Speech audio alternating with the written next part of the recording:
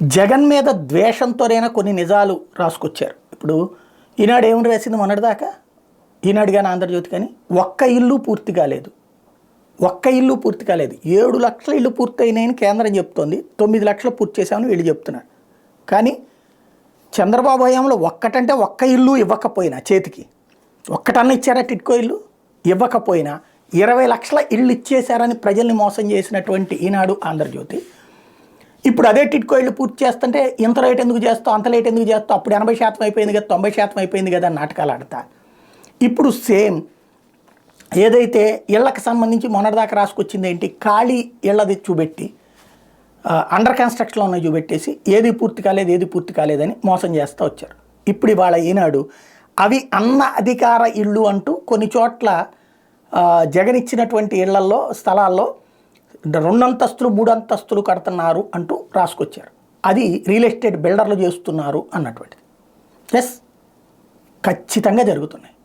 అది బిల్డర్లు వచ్చి చేయడం కాదు, బిల్డర్లకి డబ్బులు ఇవ్వకుండా ఫ్రీగా ఎవడు చేయడు, ఒక ఆస్పెక్ట్. రెండవది, ఇక్కడ పాయింట్ ఏం జరుగుతున్నదంటే గ్రౌండ్ లెవెల్లో మధ్యతరగతి కూడా పేదవాళ్ళ కోటాలోకి వచ్చేసారు. కాబట్టి వాళ్ళకి ఇచ్చిన స్థలాల్లో వాళ్ళు ఇల్లు కట్టుకుంటున్నారు. 1.5 సెంటు 48 గజాలు ప్లస్ ఇంకొక 24 అంటే 48, 4, 52, 20, 72 గజాలు స్థలం, 2 అంతస్తులు చక్కగా కట్టుకోవచ్చు, స్పేషియస్గా ఉంటుంది.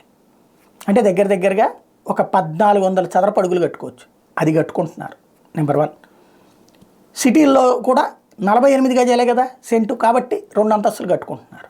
అది ఇక్కడ పాపమైంది, శాపమైంది. రెండవది, మేస్త్రులు ఉన్నారు, ముఠా మేస్త్రులు. వాళ్ళు ఏం చేస్తున్నారంటే మిగతా స్టాఫ్తో కలిసి కూర్చుని వాళ్ళు ఇట్లా కట్టేసుకుంటున్నారు నీట్గా. అవి జరుగుతున్నాయి. దాంట్లో రేపొద్దున అమ్ముకోరా, కొన్ని స్థలాలు కూడా అమ్ముకుంటున్నారు అంటున్నారు. నిజం, టిట్కో ఇళ్ళు కూడా అమ్ముకున్నారు అంటున్నారు. దాన్ని ఎవడేం చేయలేడు. బట్ పేదవాడు ఇవాళ పేదవాడి వాడలో 2 అంతస్తులు 3 అంతస్తులు కడితే చచ్చిపోతాం ఎందుకు, మనం ఏడవడం ఎందుకు, ఇప్పుడు ఎక్కడో ఎందుకు. ఇదివరకటి రోజుల్లో ఉచితం కింద ఇచ్చినటువంటి బాంబే కాలనీలో ఇల్లు చూడండి, ఇప్పుడు ఎన్ని 2 అంతస్తులు అయినాయా, 3 అంతస్తులు అయినాయా. లేకపోతే పేదలకు ఇచ్చినటువంటి విజయవాడ సింగనగర్ ఉంది, మొత్తం పేదలకు ఇచ్చింది ఒకప్పుడు. ఇవాళ చూడండి ఎన్ని అంతస్తులు బిల్డింగ్లు అయినాయో. వాడు బాగుపడుతుంటే పడి ఆడవడం ఎందుకు, దాంట్లో అమ్మేసుకుంటే కూడా డబ్బులు వచ్చినట్టే కదా వాడికి. ఆ స్థాయి లక్షల్లో డబ్బులు వచ్చినట్టే కదా. ఫ్రీగా ఏమి ఇచ్చేయడు కదా ఎవడు కూడా, ఫ్రీగా ఎవడు లాక్కోడు కదా దాన్ని.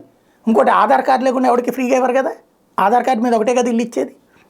ఇవన్నీ తెలిసినా కూడా ప్రజల్ని తప్పుదోవ పట్టించడమే ఇక్కడ చేస్తున్న ఎత్తుగడ.